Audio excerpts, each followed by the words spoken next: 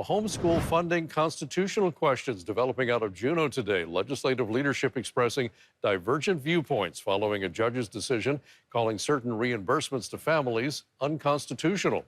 Our political reporter Steve Kirch tells us live from Juneau right now.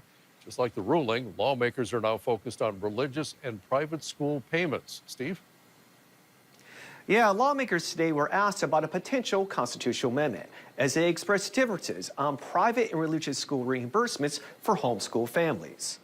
Lawmakers and state education leaders say with a state in appeal likely, they do not think this school year or possible next will be impacted.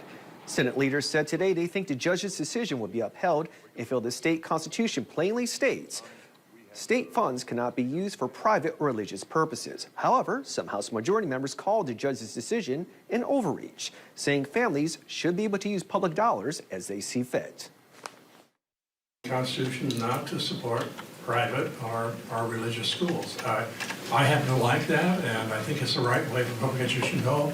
I think otherwise you start doing some really deterioration of public education. So if you're asking what our opinion is, that's my opinion. I'm not in favor of changing the Constitution. I'm not certain that there would be support to strike language from the Constitution, particularly for homeschool families, but I think it's a really valid question and a valid conversation to start, and I'd be in support of that as well.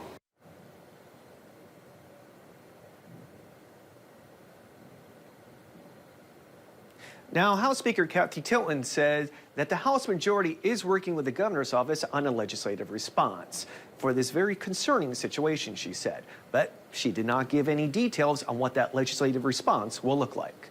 Steve Kirch, Alaska's news source.